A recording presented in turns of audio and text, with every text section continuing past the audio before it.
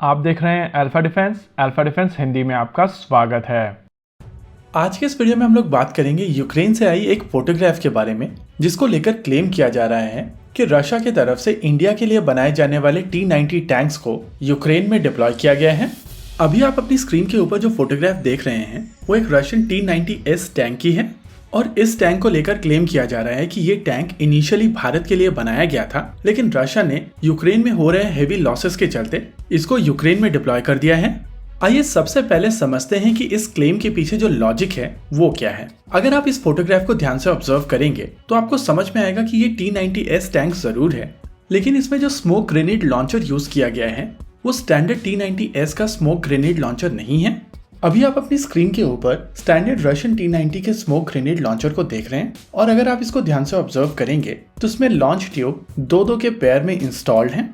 वहीं पर अगर इंडियन आर्मी द्वारा यूज किए जाने वाले T-90 टैंक्स की बात की जाए जो बेसिकली S और S के स्टैंडर्ड्स के हैं, उनको भीष्मा कहा जाता है और भीष्मा पर ये स्मोक ग्रेनेड लॉन्चर कुछ इस प्रकार से प्लेस किए गए हैं।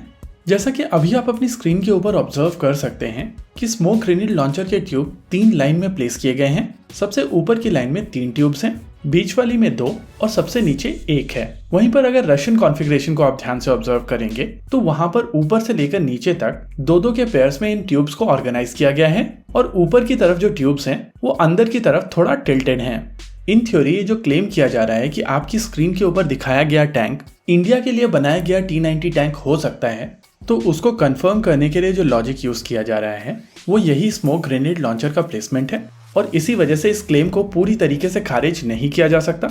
लेकिन यहाँ पर यह भी समझना जरूरी है कि इस थ्योरी के ऊपर और भी कई सारे क्वेश्चंस उठते हैं। आइए समझते हैं इन क्वेश्चंस को एक एक करके।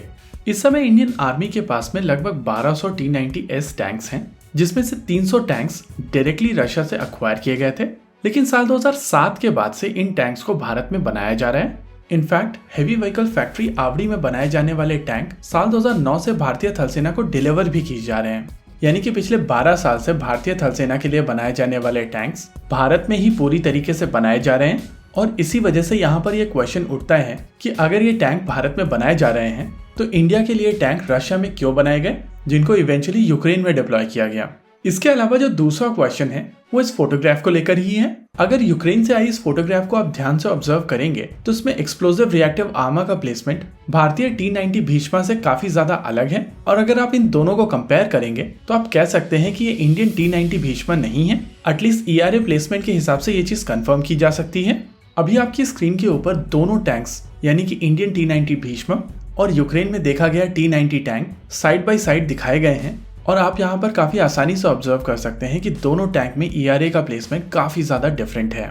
इन दोनों डॉट्स को अगर आप कनेक्ट करने की कोशिश करेंगे तो 2 चीजें क्लियर हो जाती हैं कि यूक्रेन से जिस टैंक की फोटोग्राफ आई है वो इंडियन T-90 भीष्मा नहीं है, लेकिन ये चीज भी क्लियर है कि इस टैंक के ऊपर जो स्मोक ग्रेनेड लॉन्चर का प्लेसमेंट है वो पूरी तरीके से इंडियन T-90 भीष्मा में यूज होने वाला प्लेसमेंट है। ऐसे में ये चीज कही जा सकती है कि मोस्ट लाइकली ये जो टैंक वहां पर दिखाई पड़ा है ये रशियन टैंक ही है, लेकिन इसके ऊपर यूज किया गया smoke grenade launcher Indian T-90 Bheeshma के लिए बनाया गया स्मोक ग्रेनेड लॉन्चर हो सकता है।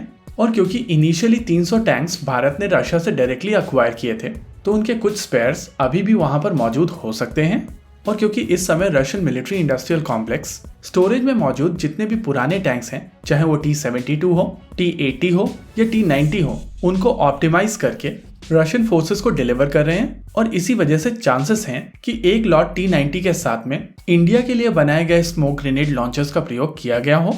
लेकिन ये चीज क्लियर है कि पूरा का पूरा टैंक भारत के लिए बनाया हुआ T-90 टैंक नहीं है और ये जो क्लेम किया जा रहा है कि इंडिया के लिए बनाया गया T-90 टैंक रशिया ने यूक्रेन में डिप्लॉय किया है वो गलत है। इसी के साथ आज के इस वीडियो में रखते हैं केवल इतना ही। वीडियो को अंत तक देखने के लिए धन्यवाद। देखते रहिए अल्फा डिफेंस।